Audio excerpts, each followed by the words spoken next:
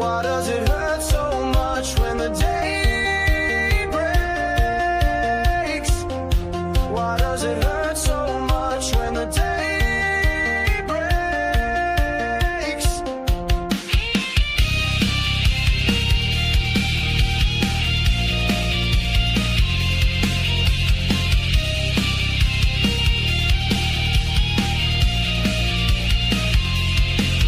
It's the Cornbread Man Morning Show on your radio. It's the Cornbread Man Morning Show. It's the Cornbread Man Morning Show on your radio. It's the Cornbread Man Morning Show.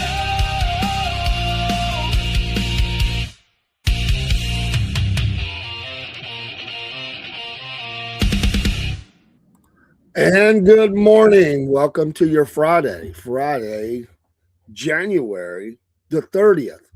We're almost done with this month. It's been a cold, blustery, rough month in a lot of ways.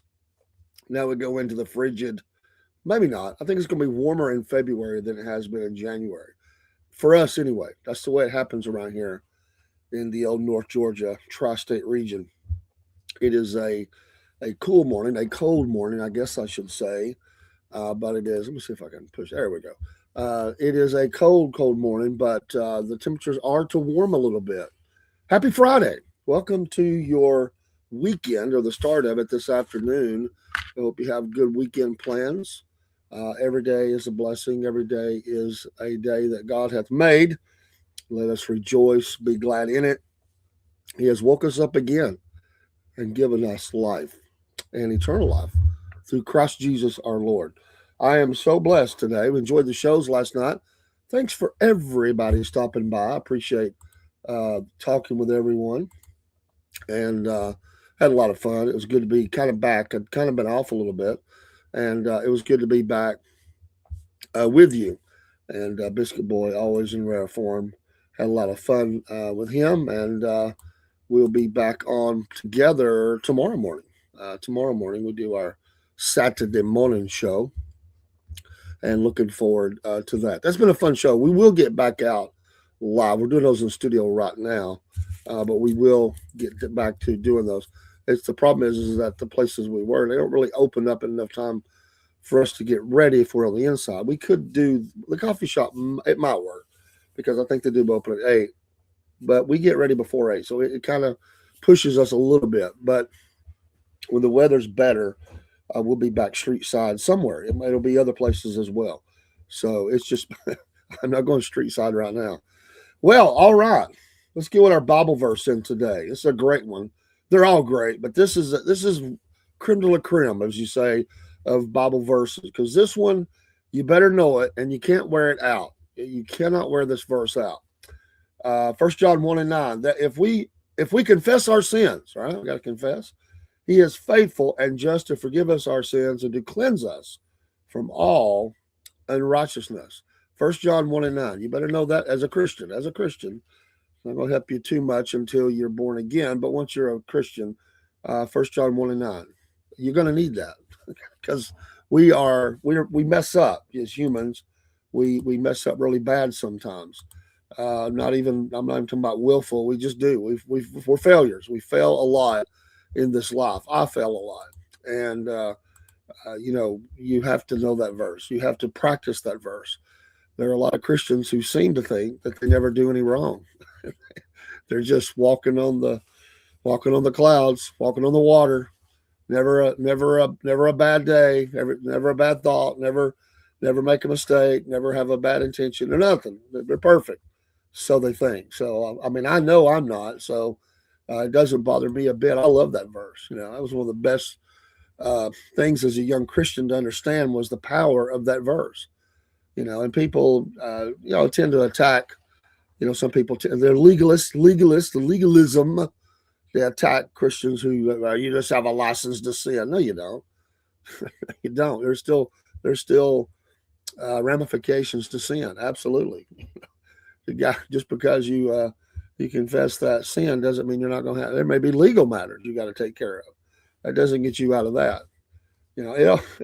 Granted, there are some people who have walked and they thank God for it, uh, and but it may not have anything to do with God, but they still thank God for that. All right, and then birthdays this morning. So that was our Bible verse. Let's move on to our birthdays. There's a couple of birthdays on this 30th day of January that I really really like. Christian Bale's not bad. A movie actor. We know Christian Bale, 51 years old today. But let me move along. Phil Collins. Phil Collins' birthday today. He has set the spry age of 74 years old. Um, you know, I remember the British press used to give him a hard time, and they would say, because he at one time he's had a lot of health problems of late. Y'all pray for Phil Collins. I don't know where he stands with God, but he did make some really iconic music and really fun music.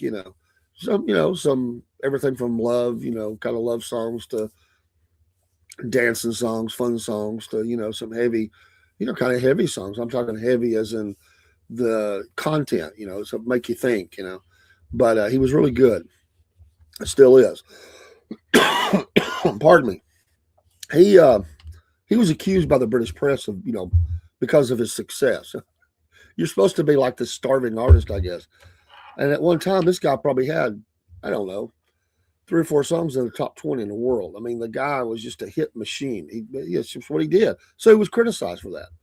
You had to be, but that's like critics who about movies or something. You know, I don't like things just because of some bands get accused of not writing deep lyrical content. Well, not everybody wants to write a song about the suicide and deep stuff.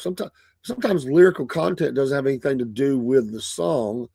It's just the sound. Really the words are it doesn't matter. They mix mash the words that sound the best because it's just meant to be the sound of the song. It doesn't make sense. It does have a deeper meaning. It's something you can sing to. But he was accused of that. Like they just bashed him. Okay, I'm successful, so you're bashing me. Go for it. Franklin Delano Roosevelt, born today, on this day, not today, but born on this date in 1882. Of course, he passed right there at the end of World War II, 1945.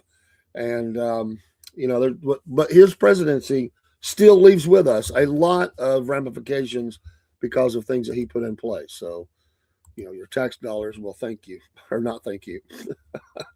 Roosevelt, today was his birthday. This was my favorite one of today. Now there may be others I didn't see, but this is my favorite one for today, and it's really tragic. He died last year, but the great, I mean the great. I know we throw around the good morning, Jake. We throw around the word great a lot, sometimes in life. But as far as actors go, I think he was great, and that's Gene Hackman. And I think his body of work stands for itself. He was he had that he just had that look and that voice. I mean, he was really good at. He really understood. Yeah, Happy Cornbread Friday, Jake. That's right, Happy Cornbread Friday. But from Who's Yours to, just so many. I don't want to go down the list, but he was just amazing. Hey, Edwin Lopez, thank you for the like. Gene Hackman, just he's one of my favorites. I like him in everything. Crimson Tide. I mean, my goodness, the what was the western with Clint Eastwood, the later one. Um, uh, Jake, we do not work together. We do not work together. He does his own thing. I do mine. But Gene Hackman, uh, Superman. I mean, he's just was the French Connection. These movies just pop in my head. But I just love Gene Hackman. It's a sad end how him and his wife and all that died. I mean, everybody dies, but it was just a sad end. And but I love. It's like there's just some actors. It doesn't matter what movie they're in. I like them. I'd watch the movie. It doesn't matter what they're in. You know, Robert Duvall for me is another actor like that. It's just somebody that I like, and I'm not saying that those are yours, and you may have some that you like a lot more. But for me, happy birthday. Rest in peace, my friend. I hope that's someone that in the hereafter I'll meet again, or not just meet the first time. But uh, I have watched a meeting. In fact, I was watching Hoosiers just the other day. In fact, if it's on, I just can't help but watch it. It's such a great story. Um, Kind of a damaged goods kind of coach. The whole town seemingly against him. Just a just a great movie. And I'm not big on sports movies, to be honest. I'm really not. There's only about two sports movies I could give 2 cents for. I'm just not a fan of them. I like sports. I don't like sports movies. But there's maybe three. It's a small handful. I do not watch all of those sports movies. But Hoosiers is different because yeah, there's the basketball part, and it is there, but it's really a secondary. If you think about it, it's really secondary to the story. The story is him, and it has not. I mean, the town and how they act and they want to win and all that. I mean, they're going to continue to want to do those things. I mean, that's never changes. But for him, it was he was sort of finding himself again. After he had been kicked out and got hit the player and lost his temper and all that. I mean, it was really the story's about the coach. Yeah, there's some other people that's about finding themselves as well. And he's helping. He's really the conduit for that. But I like Gene Hackman. We'll have to have a show one night about Gene Hackman and his movies. That'd be a fun discussion. I really do like that. One other thing before we'll get to some other news. This day, well, the National Day. Let's do National Day because I really do like the national days. Today is National Escape Day, so plan your escape. Not from your marriage. Hello, Moonlight. Not from your marriage, but do National Escape. So maybe you can get off work today or this weekend and just plan your escape. Maybe go to a spa or something. Take a little trip. Don't tell the kids. I'm talking about adult kids, not minors. Don't tell the kids where you're going. Just take off. Just take off. Kids go, where you been? We've been out of town. Those are fun things to do. Just escape. Today is National Fun at Work Day. So if you work today on this last Friday in January, have fun. I do. I am a big believer that you can have fun at work along with working hard and getting accomplished. And a happy workplace, a fun workplace is addictive. And people want to work for people that make it fun. I always try to, we get our work done. And sometimes, you got to be lined up when you're having fun, being goofy, and when the work's got to get done. But I think you should have a fun workplace. It should be some fun. It should be laughter. It just and I think we have that at work, and mostly, I would say throughout our whole facility, we're like that, and maybe the whole company. I don't work in the whole company, but I think of all the people I met and places I've been, I think it's generally the same. It's a happy workplace. I'm not into this one, National Big Wig Day. I don't wear a wig. National Big Wig Day.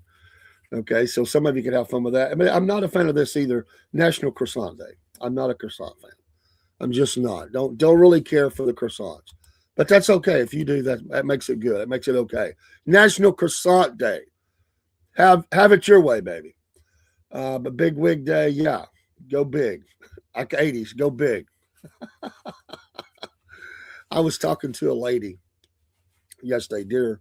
Someone I work with, but I don't work with them every day, but I do work with them.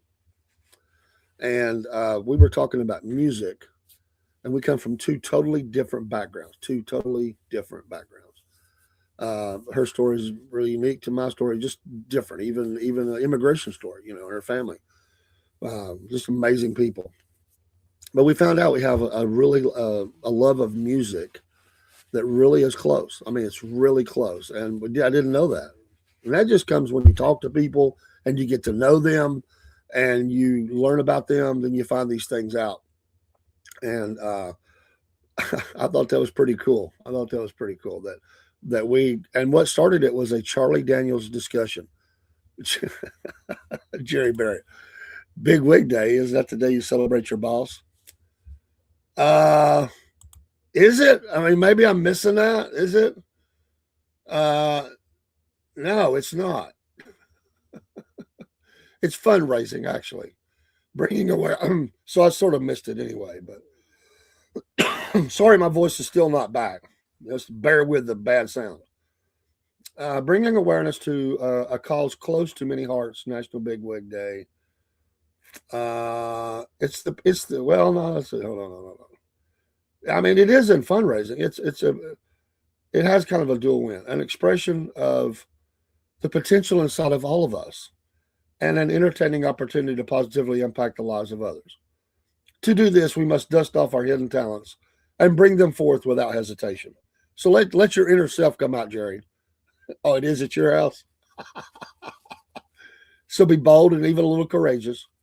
Roll up your sleeves and grab a few friends because that always makes it more enjoyable and the journey more exciting. But whatever you do, bring your big wig with you because we all have one inside of us. I didn't know that, Jerry.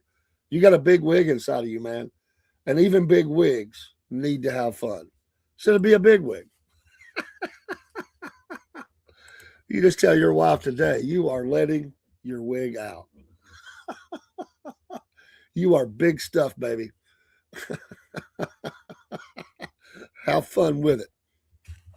But yeah, that's your national day. And I got a couple other things I want to get to. But this day in history is interesting.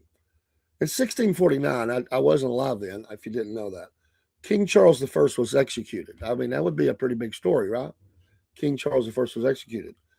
But to juxtapose that, something a little funner, a lot funner.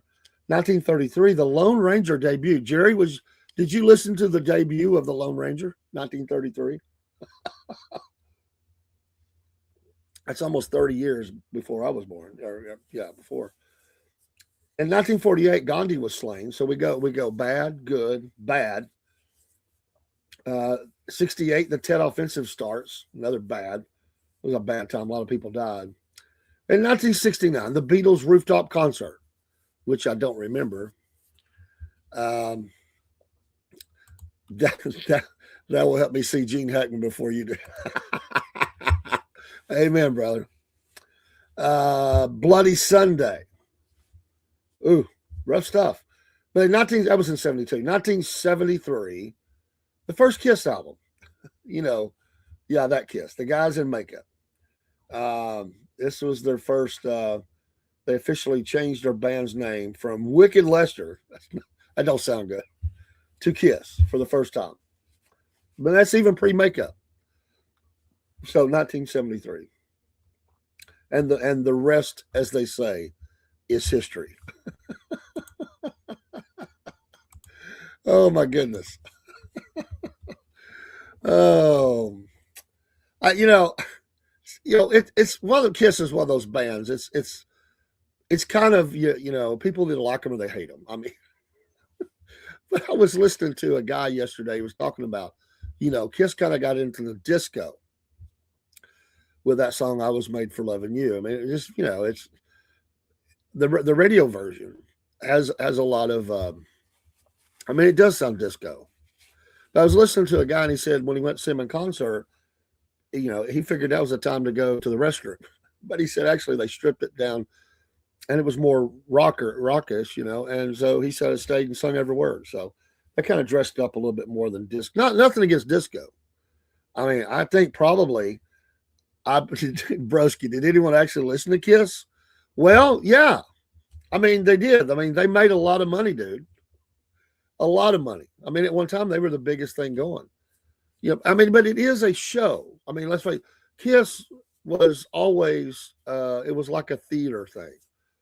I mean, if you think about it, I mean, they put on the mask, they put on the face paint, and they go out and they perform a show. I mean, it's there are others like that. They very much almost vaudevillian. I mean, if you think about it, for the 70s was this group of people that came together, and they, in a sense, a lot of them are, but some more than others. But they think of it that way, like a theater thing. And they went on makeup and all that now, but I mean, remember when people didn't know what their faces looked like? This is before the days of internet really heavy and social media and all that.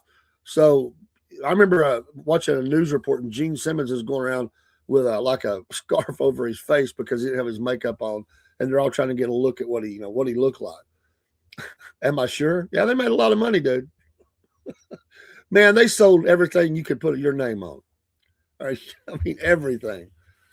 Um, Jerry says no, but did you know he was sued by the creators of the Lone Ranger because he kept wearing the mask after the show went off of everyday showing? No, I didn't know that, Jerry. I didn't know that. I did not know that. Interesting. But that, I mean, when I was in school, man, all the kids were coming in with Kiss shirts. I didn't know who they were.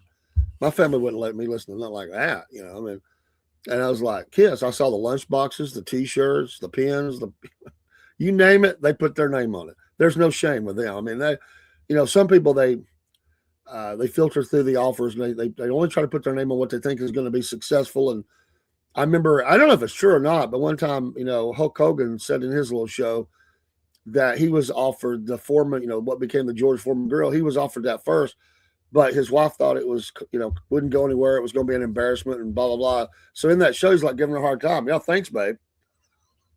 I mean, we could have made a lot more money. But, sometimes people pass on good ideas, good offers.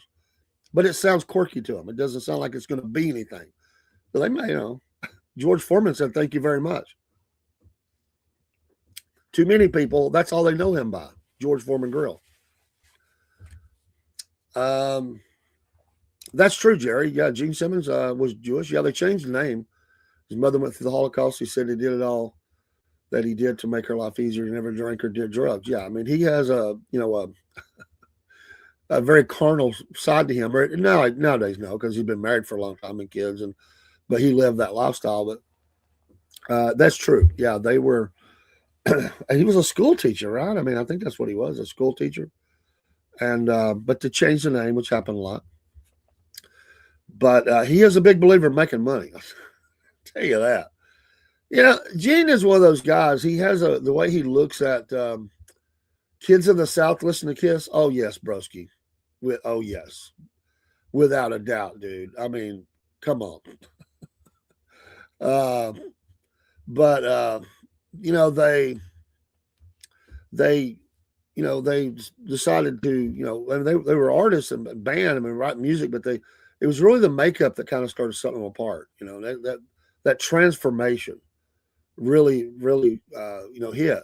Now I will tell you, there is no deep lyrical content with Kiss. Don't look for hidden meanings.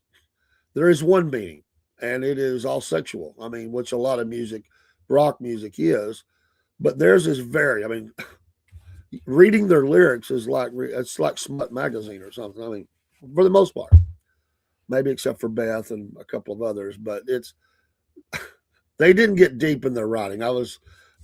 We were doing this at work one day, and we were just reading the lyrics, not like even thinking of a song, just reading the lyrics. It's you just don't. It's not even good to read. So they didn't put any great time in it. I read Paul Stanley's book one time.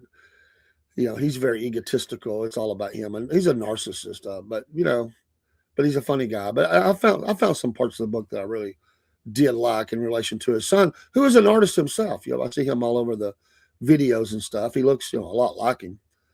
Evan, his name, Evan. But yeah, he definitely got his dad's talent. And now listen, they're pretty good musicians, man. Pretty good musicians. But but yeah, that's some points at this day in history. Our city shout out is Gettysburg, Pennsylvania. Gettysburg, Pennsylvania. Shout out to you. Very iconic place because of the great battle, right? The Battle of Gettysburg. But it's a beautiful area. I've never been to the battlefield. That's one of those things I would like to do is go to Gettysburg. I want to go to the little town. Dirty Billy hats. Man, that's an iconic place for reenactor hats. That's $100 minimum when you walk in that store. But if I go to Gettysburg, I'm coming home with a new hat. I guarantee you. Guaranteed coming home with a new hat. I have to put back money for that. It's just one of those deals. I mean, they're known all over the reenacting community. People order them in, but I've never been to the store. I guess they're still there.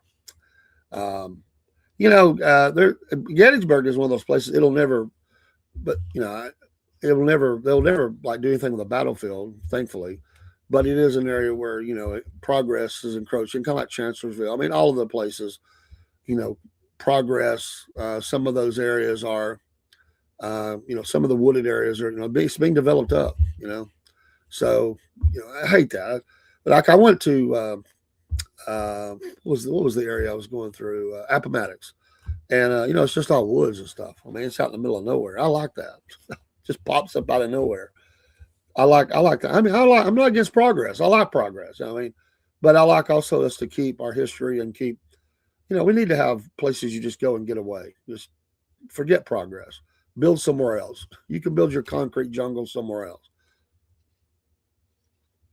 And developers are very greedy, though. They don't care. And we know that because many of them would knock down cemeteries and build on top of them if they could. And they've done it. They have moved cemeteries, but they've also just covered up cemeteries. They don't care. I'm not for that. So, some of your news, Max headlines: Trump is going to pick today, pick the Fed chair. So we'll see. This will be big news. Big news. So we'll see what happens with that. He needs, does the president need a win?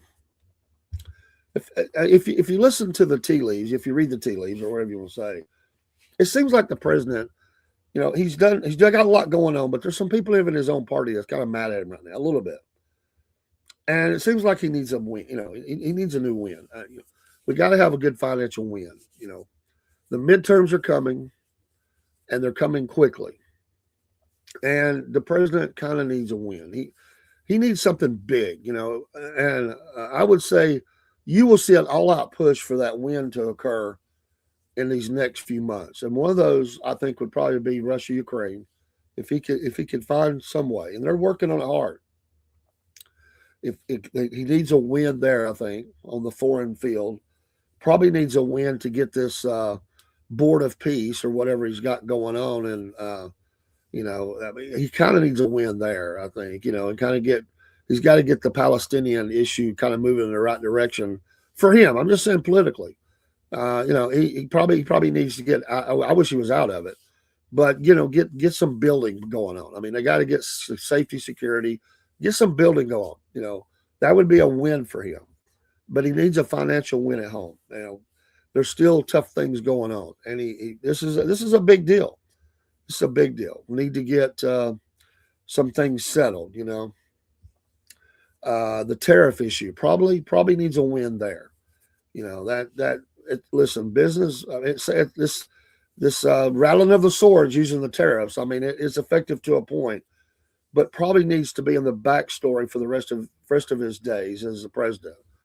I would say after the midterms, just that needs to kind of slow down because it is crippling the business. It can be. I mean, it's a give take. It's a love-hate relationship with tariffs. He probably needs a win there. I would just think those are some of the wins he could get. Because he's still going to be battling some major issues, and those are not going to be settled by the midterms. But he needs, I think, some of those things to tout and to prop up, and he needs some really good rallies. He's out rallying again because it's going to be tight in the midterms, very tight. Let's see. And again, he threatened tariffs on anyone selling oil to Cuba. They're trying to collapse the Cuban economy. It's almost, as he says, I mean, they're almost just bankrupt. I mean, it's going down. But what's going to come out of that? I mean, that's another big one. Are you going to, is that going to lead to regime change? I don't know. But it could be. That could be I don't know. What's the end game here? Does he want? Because if they change leaders, it's not going to be anybody that's pro America, I wouldn't think. And here he is again. He's threatening 50% tariff on Canada aircraft. He's full on it going to Canada right now. Step into the ring. The president is battling on tariffs with the Canadians. He signs an order to fight drug addiction. That's an ongoing thing. He expects the Panama court to void the port deal. It's always been a big one. Health and Human Services rescinds Biden rule on abortion drug sales. Harney says U.S. should stay out of Alberta separatist bid. I don't know why he'll be quiet about that. Warned by Trump, Iran vows to hit U.S. bases and carriers. There's your bombing runs. that that they will play off of that. Trump says that Putin has agreed to freeze Kyiv attacks in cold because they've been knocking their power out. So he claims that for 1 week, Vladimir, it's cold. It's very cold in Kyiv. Could we have 1 week where you don't bomb the city? And he said he agreed. But Russia didn't confirm it. The call for a pause in attacks on Ukraine's capital comes as Russia has been pounding the country's critical infrastructure, leaving many without heat in the dead of winter. I was reading an article, not an article, it was more of a a report. It was a report about Russia, Ukraine. And, really Russia has failed. I mean, really, because it was supposed to be a quick mop-up operation. And it is estimated that between the two countries, 1.8 million soldiers are either dead, casualties, or deserters. 1.8 million. 1.2 of those are Russians. 1.2. His economy is heading in the wrong direction. They have not been able to successfully take battleground wins that they were early on. I mean, it's a slow slog, and it's been that way for a year or more. It's muddy field to muddy field, a slow move on towns. They're dying. They're putting in some of their men, and I said months ago, they're putting these men. It's they call them dismounted cavalry in a modern term. What they do is they have the drones and they send in small man teams. They're effective because they can slip behind the lines or get really close, but they're also exposed, and it's a killing zone. And for their part, the Ukrainians have been pretty effective at slowing them down. They've lost ground, but not at great, as far as not they're not getting 100 miles a day. They're not getting 50 miles a day. It's a slow move daily. It's some places no movement, some places a few miles, but it's about 12% of the country is under Russian control, or the Ukrainians have abandoned it. So about 12%, and I think they pretty much have an agreement that Ukraine realizes they're not going to get the 12% back, and they're willing. Although they hate it, they're kind of backed up against the wall. And the president, I think, is probably telling them, "Look, we're about at the end of the road here," and they're going to just not worry about that. But the sticking point right now seems to be post, conflict decisions about rebuilding power, sharing of power, whatever it is. Talking about nuclear power, and they got to get that nuclear plant rolling again, and for energy. But I think it centers on what kind of military that Ukraine can have. Russia's demanding the reduction in force and all this stuff. I think that's the sticking point. I think little man Zelensky has finally realized he's not going to get the 12% back, and nobody's going to help him get it back, and it's just not going to happen. And to stop the killing, they've got to come to a cessation of hostilities. But he got Putin to agree to a week. He said he personally asked Putin to not fire on Kyiv and the cities and towns for a week during this extraordinary cold. And it is cold around the world. And he said this at a cabinet meeting that Putin had agreed to that. So we'll see. They also, Kremlin spokesman Dmitry Peskov was asked earlier Thursday whether a mutual halt on strikes on energy facilities was being discussed. He refused to comment. Trump said he was pleased that Putin has agreed to pause. Kyiv is forecast to enter a brutally cold stretch starting Friday that is expected to last in the next week. A lot of people said, don't waste the call. Trump's talking about Trump. You're not going to get that. I think it's totally made up, by the way. This is a game that the president likes to play. It's like, they told me not to do it, but I got it done. He said, Trump said of his request to Putin, and he did it. And we're very happy that they did it. Amazingly happy, he probably said. Kyiv has grappled with severe power shortages this winter. Russia has sought to deny Ukrainian civilians heat and running water over the course of the war, hoping to wear down public resistance to Moscow's full-scale invasion. Blah blah blah blah blah, and weaponizing Ukrainians call it weaponizing winter.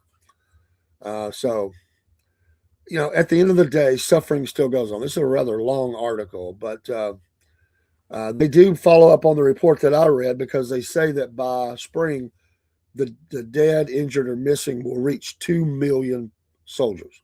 2 million. It is the Russia sustaining the largest number of troop deaths for any major power in any conflict since World War II, according to the international think tank. So that's the article that I read, or the report. Russia launched over 6,000 drones at Ukraine over the past month alone, according to Ukraine's defense minister. Russia is constantly improving its drones. That's true. And its tactics, that's true. Everything I've read supports that rather. He said that late Wednesday prompted Ukraine to shift its air defense strategy, although he gave no details of the changes. Meanwhile, Russia handed Ukraine over 1,000 bodies of its soldiers killed in the war. At the same time, Russia received the bodies of 38 of its fallen soldiers. Russian lawyer Shamsel Saralev, who has been involved in the exchange of fallen soldiers' bodies between Russia and Ukraine, told the BBC, or the RBC, excuse me. So it's a bloodbath. It just continues to go on. It's just an absolute bloodbath. The president needs a win there. He really does need a win. 1 week's not going to get it. It's a nice, it's a nice thought, but what's going to happen with that? So anyway, lots going on. Of course, Tom Holman in Minnesota. We got to get the files have been taken from the Fulton County building on the 2020 election ballots. 700 boxes. We'll see what happens with that. Could we just get some arrest already? We know some bad things happen down there. I am a poll worker in the state of Georgia. And I love the people I work with and for, and I think it goes very well. People can argue if they want. I work with amazing people. I would not, however, be a poll worker in that county. There's no way. There's no way I would do that. And that's not to say there's not some good ones, great ones even working there. It only takes a few bad apples to make the work of many look bad. And baby, it looks bad. And it smells. And, if that gets me kicked out of the of the club for saying that, it's not across the country. Everybody says it. The reputation precedes them, and it's not good. And we got to fix that. It's got to be fixed. They say that's all just perceptions. Well, that's not. FBI's down there picking up boxes. We'll find out. Maybe Cash could get him a nice win. He needs a win too. He got to be able to get up there and get him a little win here lately. Danny Bonbons, as Broski calls him. He's not around. He's back on the podcast. He's back being Bongino. But I wonder, could Cash get a victory here? I mean, would that help his? If Cash could come out and he could say, we are filing charges. We have, we're going to be presenting arrest warrants will be going out for some people in the near future, and actually starting in like the next week or something for crimes being committed in the stolen 2020 election. If he said that, if he said they stole, if in Georgia, he would get a lot of win. Boy, it'd be a firestorm, wouldn't it? But we got to have, you got to tell the truth, man. What happened? Down here they will say on official level that none of that happened. So we'll see. I don't know. Every election has something, but what kind of a scale is it? It only takes one little area or one big area. In scores last night. Oh, I want to say, Broski, I don't know if you're still floating around out there, but the Falcons, they've taken one of your Bears. The assistant general manager is now the general manager of the Atlanta Falcons, straight from the Chicago Bears. I guess that success they have had, they said, we're going to hire somebody from a newly successful team, and we're going to try to turn this thing around. Cunningham is the new GM of the Atlanta Falcons from the Bears. So I don't know anything about this guy, Ian Cunningham, other than he was the assistant there in Chicago. But he has been hired, and they made a statement. His vision for our team and organization aligned exactly with the type of leader we were seeking to help take the Falcons to the next level. Matt Ryan, speaking here, said in his release, throughout Ian's career, including Super Bowl championships in Baltimore and Philadelphia, Ian has demonstrated the drive and the focus it takes to build championship contenders and put them in the position to win games. We love his broad and deep experience across every aspect of talent evaluation and know he's learned from some of the best in the league. He has been the Bears' assistant GM since 2022. He was instrumental in pulling off several big trades in Chicago, including sending linebacker Roquan, Georgia Bulldog, Roquan Smith, to the Baltimore Ravens, which I like Roquan, and defensive end Robert Quinn to the Philadelphia Eagles in 2022, the first year of the Bears' rebuild. Before that, he's from Virginia. He's a native of Virginia. He worked for the Eagles, ascending from their director of college scouting in 2017 to their director of player personnel in 2021. He got his first NFL personnel job with the Ravens in 2008 as a personal assistant and was promoted in 2013 to area scout. As a player, he was an offensive lineman at the University of Virginia and was signed as an undrafted free agent by the Kansas City Chiefs in 2008. He did not make the active roster. And here is his quote from Mr. Ian Cunningham. As a Falcons fan growing up in Roswell, Georgia, when the Dirty Birds were rolling, were we rolling? Well, we had some nice, decent seasons. The Braves were on fire, and the city was hosting the Summer Olympics. I live the passion of Atlanta sports fans, and I can't wait to be a part of bringing that fire and energy back to the city, Cunningham said in the release. It's been incredible to build a relationship with Matt over the last several weeks, which just meant they had a lot of meetings, and had to have an immediate connection with Kevin Stefanski is talking about here. I can't wait to work with both of these great football minds to put a team on the field everyone will be very excited about. We all share the same vision for what the Atlanta Falcons should, that's a key word, should and will be, and it's time to work. So we will see. Arthur Blank throwing all the cards on the table. He's saying at 76 or whatever he is, he's up there in the upper 70s. I gotta win this thing now. Let's move. Let's go. So we'll see. Hey, I wish him well. I want Atlanta to do good, but man, Atlanta will Atlanta this thing up. This guy, it'll happen. He'll get caught in some sort of a scandal in the heart of Atlanta. That's what happened. It'll be some scandal. Just wait and see. I'm telling you, I hate to be negative Nelly like that, but that's what happens. It absolutely goes haywire. Hey, this afternoon at 4 p.m., live on the podcast, Miss Jenna Turnipseed. We're gonna talk about all things, not just politics. We'll talk about all things. Miss Jenna Turnipseed is running for the Senate seat in the 14th district, Marjorie Taylor's Green old seat. She's abandoned it now. She stepped down, and there's some things I want to bring up with her. Some things I've noticed. She's got some news. She's a very busy person with school and her business and running for this office and her kids and stuff. And I like that she puts her school kids in a place. She's been criticized for a couple of events she couldn't make. But I admire that. Nobody's expecting these people to totally abandon their family, and you got to do what you got to do. We were scheduled to have another one after that. It will be rescheduled. I'm going to be getting a call next week, and that's all I can say on that. So we will talk. We did have another one scheduled for 6:00, but things happen, and they apologize, but just a necessity. I'm supposed to get a call next week. This thing's going to be coming up pretty quick. I mean, we're going into February. March 10th is election day. March 10th. I've got to go to training. We have to do training before every election. I'm going to, I think it's next week. Yeah, February, I don't know, 5th, something like that. I think the 1st is Sunday, right? So somewhere around there, 4th, 5th, somewhere in there. I'll have to look back at my text, and we'll do the training.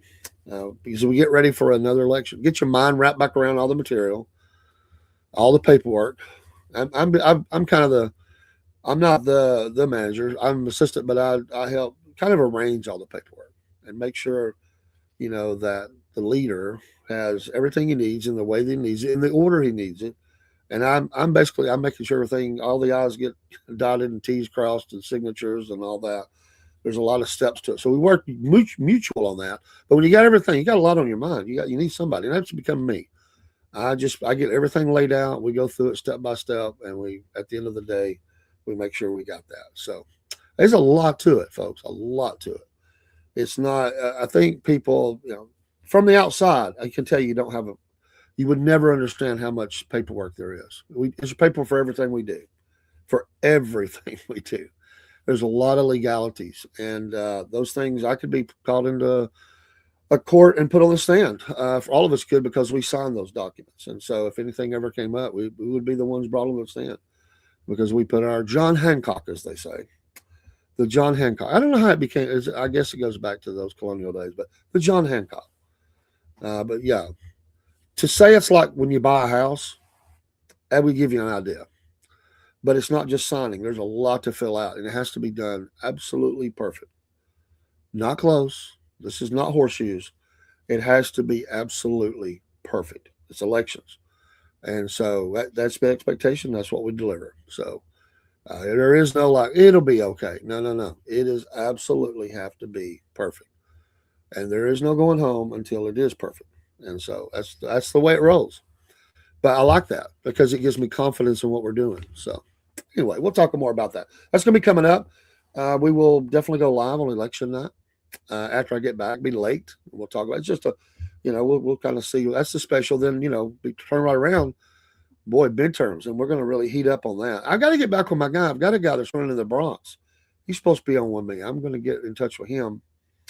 And I had another person too that I've got to follow up on. We're going to be talking a lot more politics on, but not all of it. Not all of it. Someone asked me yesterday, "Oh, really? You do a podcast? What's it about?" I said, "Life." It's a little bit of everything. It's the hodgepodge. It's the smorgasbord. It's the Pandora's box of podcast. It has a lot of things going on. Pick and choose what you like. Some like a lot of it or most of it, or all of it, and some only like one thing, and some don't like it at all. That's okay too. I'm all right with that. You know what? We're not for everybody. But Broski, let me catch up on Broski's comments because I got busy looking at some other things. Uh, Broski says that Gettysburg, one of the worst places he's ever been. He got such a terrible, eerie feeling there. Really? Think that's because of the war or just the landscape? Um, all that. I don't know what American, Christian murder that happened there. It's cursed. Okay, I got it. Yeah, okay. You answered the question. I get it. People that don't believe that, I mean, when you go somewhere, I've been to places that kind of gave me that feeling, man. You feel the magnitude of what happened. People killing each other. It definitely.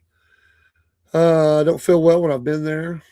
Um, it's been the most haunted place in the U.S. My advice is don't go.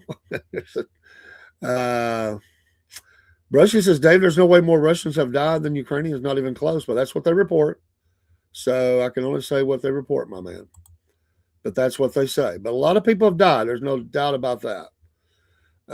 Some in Canadian government were caught funding the anti-ICE stuff in Minnesota. Trump definitely supporting Alberta. Yeah, he is. They would be a great trading partner, if not a U.S. state. They need to raid Philly, but good luck doing. PA lost Trump the election in 2020. Yeah, that truckload of ballots, wasn't it? I can see them. It's just that these don't cross over into StreamYard. I run 2 Rumble channels, and this one, sometimes they do, sometimes they don't. But I can see them. It's just not crossing over. So I'm sorry I'm behind. And then I wanted to get your opinion on this. Davian Cunningham is excellent. He worked with Howie Roseman in Philly for years, and then with Chicago, he's known for being a great talent scout, which is what I want to hear. Because I think Atlanta has done a very poor job in evaluation of talent. And this is really all the whole time they've been a franchise. For the most part, I think they've done a very poor job of evaluation of talent. They've had some wins, some successes from the beginning, but not enough of them. They have been very bad. A lot of their first-round draft picks, total failure. Total failure. I'll never forget the year they drafted the Auburn defensive lineman. Oh my gosh, that was supposed to be the sack artist. Total waste of a pick. That guy was out of the league in short order. Bad. But they got a home run with Bajan, and I knew it was a home run. People were criticizing him for that pick. I said, you got to pick this guy's generation. I mean, it's bad with a numbskull like me can out guess their talent picks. I mean, a lot of times I do. A lot of times when I go down through and I'm looking at who I would like for them to get. Now I will give them credit in the last draft. What was the last one? Wasn't it? The two defensive players. Now, some didn't want the one, but I absolutely think that's going to make them better. Does it mean that they can't even get even better on the defensive line? No, because we got the one guy from Georgia and the one guy from Tennessee. I was for the picks, and they've done a pretty good job in the secondary of late. Pretty good. The one guy for sure. Just look at the rookie class this past season. Their rookie tight end was the team's leading receiver. I saw that, which is amazing. They also had a rookie wide receiver and running back, key contributors, along with a starting rookie left tackle and a second rookie wide receiver contributor as well. And that's what you got to have if you're going to turn the team around. You gotta win that, and not only the you got to win the draft. That's key, and you got to win in the free agent. Atlanta's got no money for free agents, but if you were going to bring in somebody, let's say because you can bring them in at the league minimum, and if you bring somebody in at the league minimum, I mean they got to contribute. I mean you got because there are gems that can be found on practice squads or even undrafted. Somebody you look out through there and you're like, well, I can't believe people passed over this guy, including us. We think he's got some talent. It's not 100%. You got to start like it's rough, but maybe you can see something in them, and that's happened a lot. And you got to be able to have a keen eye for that. So I think Atlanta's done a bad job for decades with talent evaluation. If this guy can help with that, it'll be big. I like, and by the way, I do like the Matt Ryan move. I think it's good for publicity. He is a guy that's passionate about the team. He loves East State in Atlanta. Um, I mean, he put his body on the line for that team, and I think he wants this to work. His name is on the line here, and I like the role. I think it's going to be good.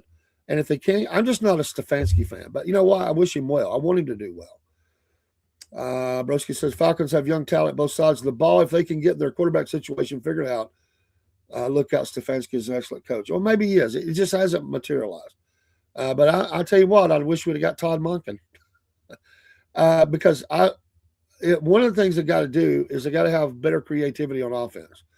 When I can sit and tell my wife the next play almost every single time, almost that's coming, the team that's on the field knows because they know a lot more than me. But it's like run right, run left, throw to the flat, and 3 and out. It's like first 2 downs run, third down pass. They got better towards the end of the season, I will say that. But we got to be creative on offense. We've got to be creative. Um, the Matt Ryan, Kevin Stefanski duo along with Cunningham will be great for the franchise. Stefanski won Coach of the Year twice with the Browns. Yes, he did. But we got to have better results for us. Getting. I mean, honestly, the Falcons have to get in the playoffs and they have to win a playoff game. I think if really they got to get to the playoffs this first year. Under him, that's a lot. They got talent on the field. Maybe they can win a game. I don't think anybody's looking at them and saying, "Well, they're going to the Super Bowl," but they've got to be competitive each week, and they got to have a winning season. I think they have to, or it's going to be looked at as the pressure is going to be on. They're not going to get a pass here. They're not going to get the 3-year, 5-year plan. They're going to have to come out and hit it hard, and because they do have talent all over the field, there's no doubt. It just doesn't play as a team sometimes. Their schemes are bad. I mean, look, they got this new coaching staff the last time, and within it was just a short time the offensive coordinator's fired. Horrible. I mean, you got to do better hires than that. So I'll see. I'm willing to give them, I'm going to give them a hard time because we like to do that on the show. But do I root for them? Absolutely. I want them to do good. But I will not buy the. Thank you, Jake. I knew you were lurking out there somewhere. Jake the Snake from the great state of Mississippi. Thank you for taking care of the bot. Oh, what would we do without bots in our lives? Oh my goodness. Raheem Morris was scraping the bottom of the barrel for head coaches. I never liked that hire. Never liked it. I hated it. And everybody across the league was bragging. Oh, the Falcons are going to the top. Oh, you've made the best selection ever. He's a player's coach. He's well respected. Oh, this is going to be dynamic. I thought you people are. It was just horrible. It's just horrible. Love you, Dad.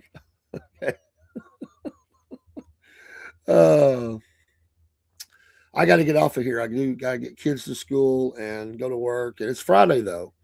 This afternoon we'll be broadcasting. Looking forward to it. I'm going to try to get the music show in tonight. Man, I have missed doing that. I am so ready. I got albums I want to show you. I'm ready for the music show. I'm going to do that tonight. No matter what else I do besides the interview. And I didn't even say interview. It's not interview. I'm just going to say Jenna Turnipseed is going to be on the show. And we're going to talk all kinds of things, whatever she wants to talk about. My dad passed away on February 7th, 2020. I'm sorry, Jake. So y'all pray for Jake. You know, it's those anniversary dates start coming around. And, so absolutely, my man. Absolutely. Throw that love out there. It's tough to lose your parents. I lost both of mine. And I sure do. Sure do miss my dad and my mom. And I've lost my, aunts and uncles. I still got a few. But death is hard. Separation is hard. And God gives us grace. That's all, he gives us grace. He gives us dying grace. He gives us living grace. But we got to have grace. Grace for every need, as the song says. Hey, thanks for watching. You make this all possible and fun and exciting and everything else. We got a lot of things planned for the show. We're really transforming stuff. We've kind of rebranding a little bit along the way. We've taken our time with it, went a little slow. And thank you, Jake, for helping promote. Yes, and we're going to be putting our commercials back out and stuff forthwith, and a lot of extra things with it. But we got plans. We're just it takes a little time to get kind of things moving in the direction you want. And I've been sick, and a lot of things have happened. But we got a lot of features we want to bring.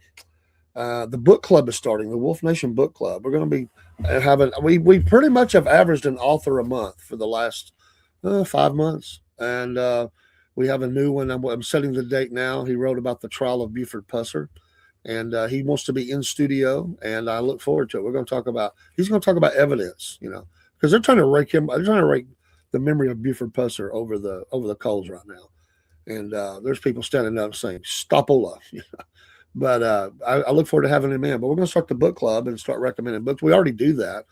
So you can be a part and come on and be a part of that club and come on there, or come on and promote something you're reading, and let us know of what you like. Because I always like to be shown books that, besides the Bible. The Bible's number one, but other books that we would read and that we like. Because everybody doesn't read the same thing at the same time.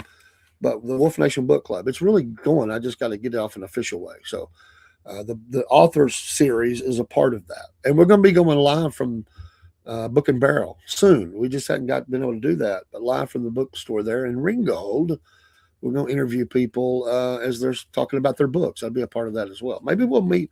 Maybe we'll be live from there. Maybe we'll just make that the foundation place for that. The Wolf Nation Book Club from Book and Barrel. That sounds good. I like that. And we'll interview people as they talk about shopping, what books they're liking, and we'll have them give a shout out for the book they like. Yes, Jake, you stay safe as well. Stay warm. Enjoy your Friday. Happy Friday kickoff this afternoon for your weekend, and have a blessed day. Thanks for everybody stopping by. We appreciate it. It means a lot. Pray for us. We'll pray for you. Pray my voice gets better. You got to have a voice. Can you raid someone? Yes, Jake. You take Twitch and you raid someone. Absolutely. Go for it, my man. Yes. Go do it, buddy. You have my permission to do that. And while we're at it, we're going to use a raid on in Rumble. If you're on the Rumble side, we're going to go to Kim's. She's probably on Kim's Coffee Talk. If you don't have the Rumble channel, my gosh, get it. You've got to get the Rumble channel. And then you're going to go find the best morning show ever. It's not me. I love what I do, but I'm going to tell you, Kim's Coffee Talks, she starts later than I do. But go, you leave me if you can stay online, go over to Miss Kim's and give her a shout out. She's from Woodstock, Georgia, and let me get her thing pulled up here. And there she is. I'm gonna make sure she's live right now. She is uh, Fervent Friday. She's called it so Fervent Friday. I'm gonna give her a like, and then we're going to get the address here, and we're gonna put that rate in motion for us because we like to do that. And if you don't know Miss Kim, you should. She's an awesome, awesome person. So let me see if I can get this pulled up because it's wanting to be problematic. There we go. All right, we're gonna pop that in. Appreciate everybody. I'm just getting the raise set up for those that are in that part. If I can top correctly, I'm not the best topist ever. I'm you know, I watched the lady the other day. I had to go to a walk-in clinic, and I said, "You have an amazing topping ability." She said, "I've been like that my whole life." I thought, "Really, as a baby?" Away you go, Rumble. We'll see you, and everybody else. We're going out with music. Take care. Hold on, Podbean. We'll take you down separately, but let's get the music started for the show, and we'll see you tonight. Take care. God bless.